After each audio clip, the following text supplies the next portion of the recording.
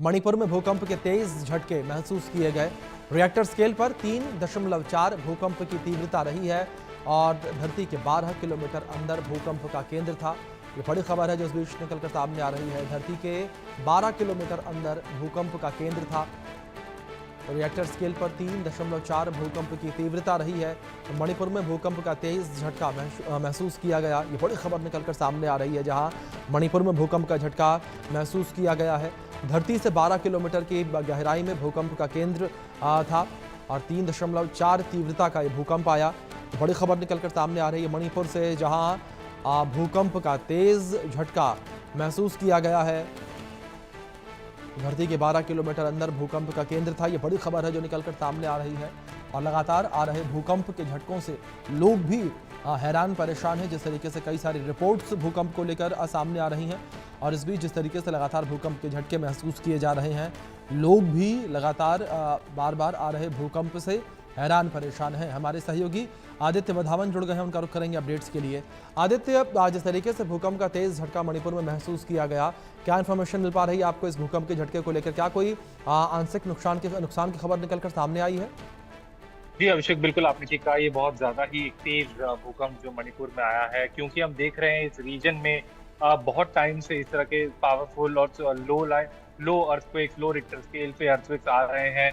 अभी फिलहाल ऐसा जान माल का कोई खास नुकसान नहीं है, बट अगर अभी ग्राउंड पे टीम्स जो है जो बचाव कार्य और राहत कार्य में लगी हैं, वो ऑलरेडी वर्क कर रही हैं। देखने वाली बात रहेगी कि कब तक सिचुएशन पे काबू पा लिया जाएगा और एक्चुअल असेसमेंट होगी कि क्या कितना ग्राउंड पे जो है इस भूकंप की वजह से कितना नुकसान हुआ है, कितने क्या किसी की जान गई है या किसी का घर टूटा है, ये देखने वाली बात रहेगी।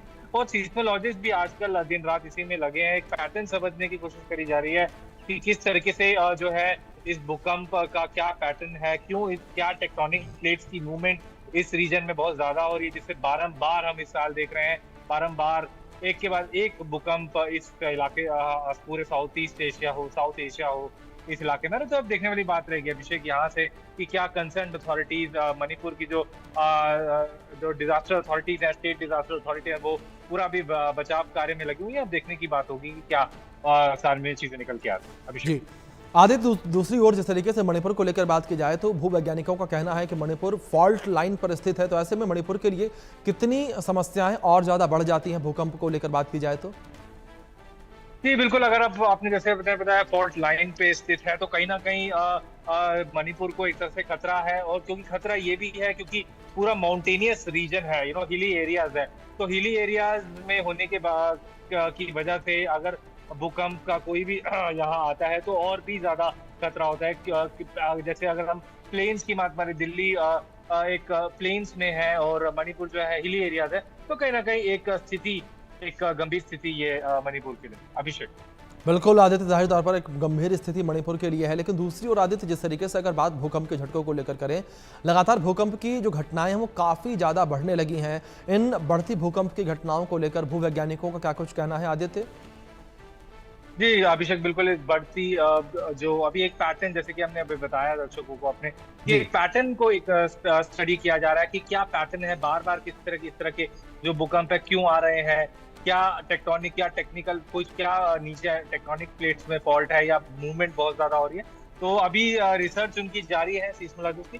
अभी कहना बहुत ही प्रिलिमिनरी स्टेज में सब कुछ चल रहा है। देखने वाली बात रहेगी कब तक कुछ ठोस इस संबंध में कुछ एविडेंस मिलता है कि क्यों इस रीजन में इतने ज्यादा भूकंप आ रहे हैं। जी आदित्य, अब दूसरी ओर भूकंप के झटके जिस तरीके से लगातार आ रहे हैं, इसको लेकर देखा जाए तो जो सुनामी की लहरें हैं उसको लेकर भी अलर्ट लगातार जारी किया जा रहा है, क्योंकि बार बार भूकंप के झटके जो हैं वो भारत के साथ साथ पूरे विश्व में देखने को मिल रहे हैं। जी बिल्कुल अभिषेक, भूकंप के साथ साथ सुनामी का भी अलर्ट एक बन रहा है। जैसे हमने देखा किस तरीके से रशिया में जब भूकंप आया तो अलास्का, हवाई और अमेरिका जैसे, जापान जैसी कंट्रियों में भी सुनामी का एक रिस्क जो बढ़ा। तो कहीं ना कहीं इतना ज्यादा शॉक जब लगते हैं तो अंडर सी करंट्स होते हैं उसमें भी एक तेजी मिलती है और उसकी वजह से सुनामी का खतरा भी एक बहुत बहुत मुमकिन चीज है अभिषेक। जी आदित्य, भूकंप के झटकों को अगर लेकर हम बात कर रहे हैं तो ऐसे में किस तरीके से यहाँ पर तमाम तैयारियां जो हैं वो अब जो स्थानीय प्रशासन है उसके द्वारा भी की जा रही है, क्योंकि लगातार जहां एक और जो जानकार हैं वो चिंता व्यक्त कर रहे हैं कि भूकंप के झटकों से हमें अब सावधान रहने की जरूरत है।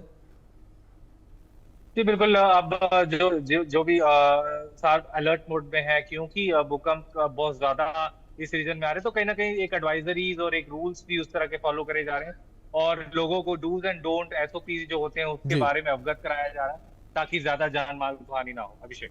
बिल्कुल आदित्य, जाहिर तौर पर लगातार जो है लोगों से भी अपील की जा रही है कि लोग भी जो है सजग रहते नजर आए। फिलहाल बहुत शुक्रिया आपका जुड़ने के लिए और अपडेट्स के लिए।